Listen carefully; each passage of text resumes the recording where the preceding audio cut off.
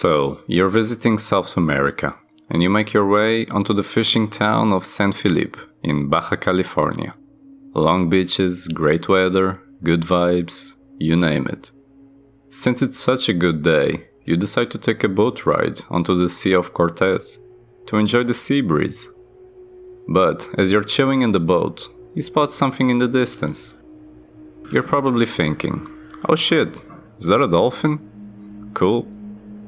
However, what you might be seeing is not a dolphin. It may be one of, if not the most endangered species of marine mammals, the vaquita. Now, when we think of marine animals becoming endangered, we often remind ourselves of the most common causes, namely pollution, overfishing, or money. And in this case, it's no different, with greed being the main factor in this beautiful creature's demise.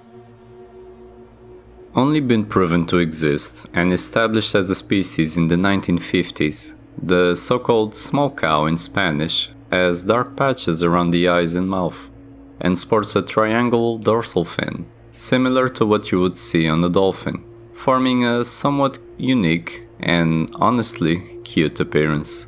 I mean, just look at it.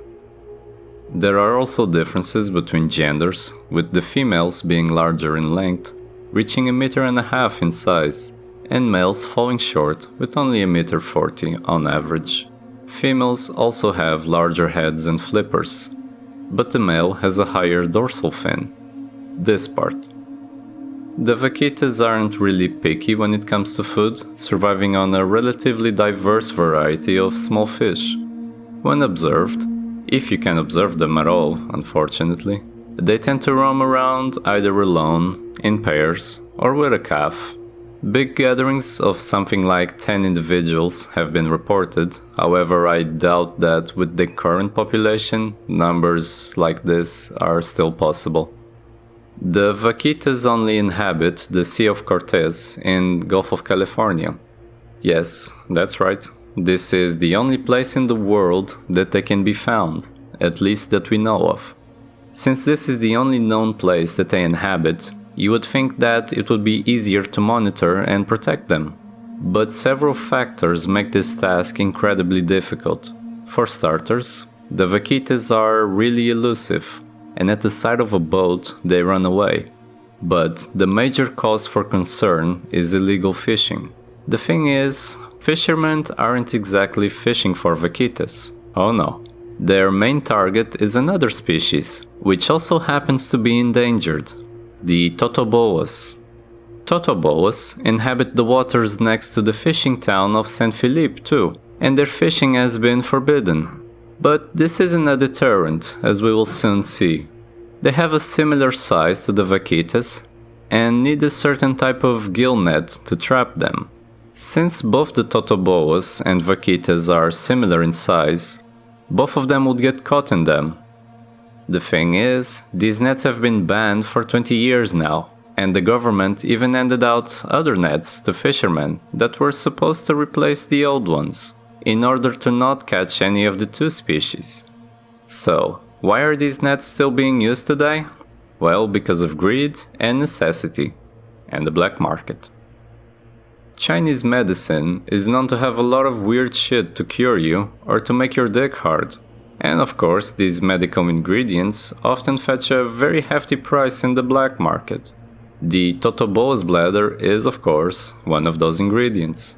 Not sure if ingredients is the right word here, but I'll go with it.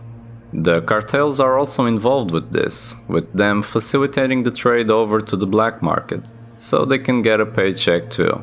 And you might be wondering, just how much money is really involved? Well, according to Lorenzo Rojas, one of the most outspoken scientists in regards to the vaquita situation, prices can go up to $10,000 for 1 kilogram of bladders. However, once they get to the Asian markets, they can go up for as much as $100K, which apparently makes these bladders worth more than gold and even cocaine, nicknaming them the cocaine of the sea. And they have the benefit of having way less harsher penalties, with a bailout price of around $1,000. Pretty good bang for buck, to be honest. So, Going back to the vaquitas, how dire is the situation? Starting in 1997, with the first survey of the species, surveyors estimated that around 600 specimens existed. In 2018, however, the population count was of 19 individuals. Yeah, in like 20 years, they went down from 600 to 19. And when making the script for this video, only 10 were assumed to be in the wild, making them critically endangered in the IUCN Red List. There exist some initiatives to defend the remaining population of vaquitas, but unfortunately, that doesn't mean that everyone is on board with that. Around 2015, most fishing nets were banned in the area where the vaquitas reside. This caused the majority of the fishermen to be unemployed all of a sudden. The government also offered a compensation program, giving around $500 a month to fishermen. But with families to feed, this of course wasn't enough. Several programs are in place to try and salvage the situation. One of the most well-known is the Sea Shepherd.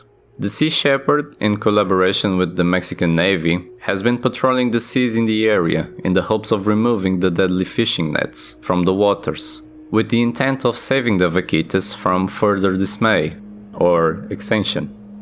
Although it's a noble effort, they are met with discontent and anger from some of the locals. This is understandable to a certain extent, because fishing is, or was, the main income source for a large group of locals, and in need to support their families, tensions will, of course, rise. The legal nets provided by the government are also not the best, apparently catching a really small percentage of what was possible with other nets. And as we can see in this clip from a report made by the BBC, the fishermen tend to think lightly of the fact that the vaquitas are in the shit. Y de aquellas vaquitas. Pues pobrecitas, qué mala suerte tuvieron. Pero pues ni modo. Así es la vida. Aquí nomás estamos de paso. Y nosotros como ellas. This is the sad reality. Fishermen even go to the point of sinking vaquitas' dead bodies, so that researchers can't pin their deaths on the fishing taking place. Needless to say that the sentiment around these conservation movements isn't the happiest. Capture plans were made in order to bring them to a sanctuary, and Vaquita CPR, standing for Conservation, Protection and Recovery, made an operation in which they managed to capture 2 specimens. However, both the animals went into shock, with one of them, unfortunately, passing away. The capture plans were soon suspended.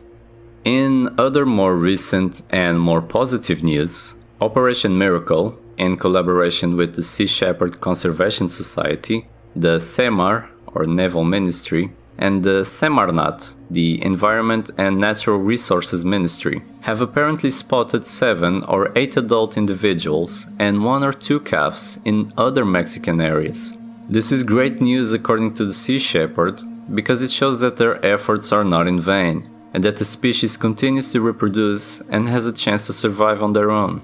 When this information was proven, several entities devised a new monitoring protocol to ensure higher efficiency in removing the illegal nets. And it has indeed improved the situation. The new protocol involves reducing the number of skiffs, or fishing boats, in the area. If a skiff is identified, they will use a drone to see whether they have illegal nets, and if they do, they inform the Navy to go and remove them. With this, the number of skiffs has significantly been reduced. To conclude, Mexico seems to have a pretty decent reputation in regards to protecting species in danger, and this just happens to be what some might describe as an embarrassing example of things going wrong, really wrong. One can only hope that the conservation efforts achieve their goals, and that no other obstacles stand in their way. Which of course is quite the positive statement, considering what has happened so far.